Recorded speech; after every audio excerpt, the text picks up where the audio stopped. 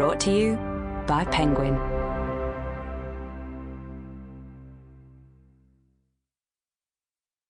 Hello, Mom, by Bernardine Evaristo, read by Malachi Kirby. Chapter 1. The Estate. Hello, Mom. I knew some madness was going to kick off that day. As I walked through the estate, it was so hot, I thought the tarmac would melt and my feet sink into the road. Serious. I thought the air would burst into flames and the parked cars explode like bombs. Within minutes, my jeans, t-shirt and socks stuck to me like that disgusting hair grease you use, and all I wanted was to wrap my hands around a nice, cold can of Coke from the shops. When I complained about the heat that morning, you said you was going to buy me shorts and sandals from Primark, which made me crack up. Mum, shorts and sandals? What planet are you on? Yeah, if I was like 5, yeah, I'd get beaten up before I even reached the high street. By my own boys too, for bringing shame on them. Everyone was escaping their boiling hot flats that afternoon, and everyone looked up when a police helicopter began to circle noisily in the sky. It was like a mosquito you wanted to squash but couldn't reach. At night, their red beams swooped down like they was hunting animals, when all I was doing was just standing around chatting nonsense with my boys. It was pure pressure, you get me? I looked up at the top floor balconies and wondered when the next person would chuck themselves off. Thump. The postman found the last one. I made up lyrics about it. Another man down, blood on the ground. Lost then found, get used to the sound. Another man down, don't stick around. You can't take flight, suicide heights. I used to lie in my room at night expecting to see dead bodies falling outside my window like in films. Nice place I had to live in, thanks. Geriatrics were shading themselves on the lower balconies underneath lines of washing. He used to say, "Old people are vulnerable, be kind to them." No way. I tell you, they hated teenagers. Given half the chance, they'd burn us all in gas ovens like Hitler, no doubt.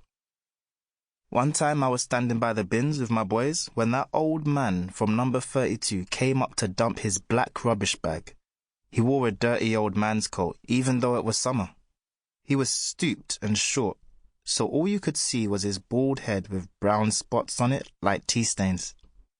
Then, when he turned to leave, he whacked my legs with his walking stick. Can you believe it? I hadn't done nothing, yeah? It hurt too. I should have whacked him back. Delmar spat at him, and I shouted I'd tell the police he tried to touch me up. Plenty witnesses, man. Plenty witnesses. We all jeered, "Pedo," as he hobbled off. Girls in short skirts with legs like burnt sausages were dancing outside one of the ground floor flats. Rihanna's Disturbia was blasting out from a sound system. Like they were in a hip-hop video or something. Not. It Disturbia'd me, I tell you. Bunch of wannabes. They was covered in that face crap girls wear to hide the fact that they're dogs. The dance was called the migraine skank. You put your hands over your ears as if you've got a headache, then shake your head from side to side while bending over. I got a headache just looking at them. Pure stupidness. I hoped Chantel wouldn't turn out like them. I think Chantel was the best thing in my life. I know it sounds sissy, but I loved it when she fell asleep on my lap and I had to carry her to bed without waking her. You love her too, Mum. More than me, 'cause she was no trouble. Don't lie. Youngers were kicking a football about like they was in the World Cup final. Brazil versus Italy. A car window was just waiting to be smashed in. You'd blame them. Go on about kids being vandals these days, but not me. Where else was they going to play? Every little kid had been warned that the park next door was full of perverts and child murderers, so they weren't allowed inside. A big park and it was empty. Nice one. "All right, JJ," a couple of them called out. Mickey and Derek. About 8 years old, I reckon. I nodded back, hands in pockets. I was starting to get their respect.